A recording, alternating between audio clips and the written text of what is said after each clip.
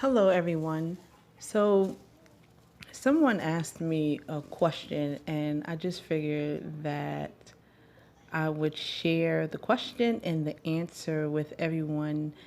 Hopefully, someone will be blessed or edified by the answer or be helped in some way. So, here's the question. The question was asked. How can we war in the spiritual realm? The person was just curious about spiritual warfare. So I won't cover the entire answer, but I'll just give you a brief synopsis of what I told them.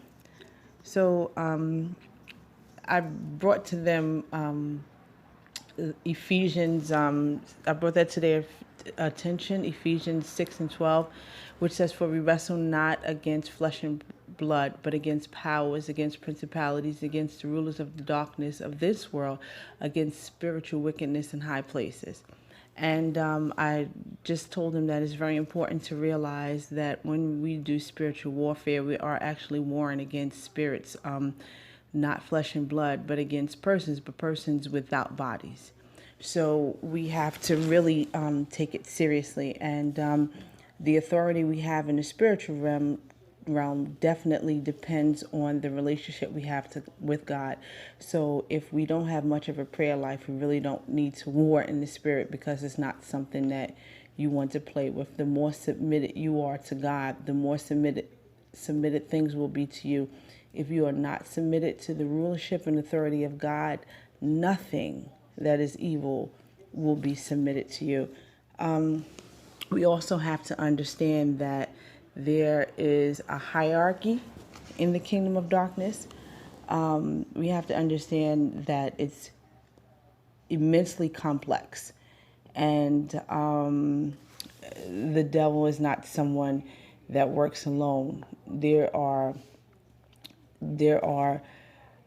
spirits that work under him, that work with him. I mean, it is immensely complicated, and it is set up very, very well.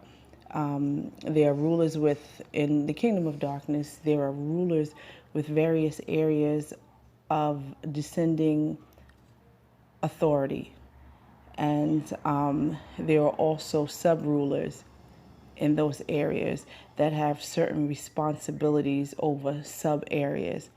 And there are also, and when we talk about spiritual wickedness in high places, there are vast armies of satanic beings arranged in battle order against us.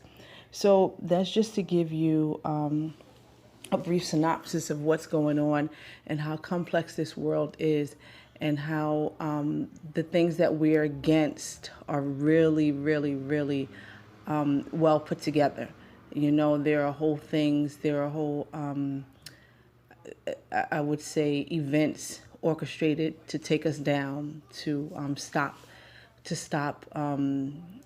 us from being an effective Christian, or to stop the effects of God in our lives, or to stop us from prayer, or whatever the mission is, to keep you from succeeding and being successful.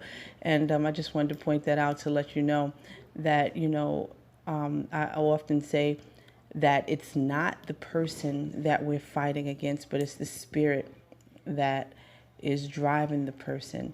So the next time you get mad at someone, just stop and think about what's driving the person to do this, because sometimes a person could act in a way that is out of character for them, and you may want to stop and think before you react. Just think, where is this coming from, and would this cause you to do, or how would it cause you to react, or is this going to take you out of your character?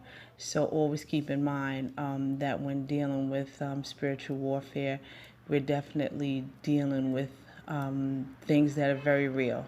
This is not fake, and it's not a joke. And the more we bow and submit to God, the more things will be subject to us. We have no power apart from our prayer life. So I hope this helps someone. If you have any more questions, please feel free to leave a comment, and I'll be happy to answer or clarify anything.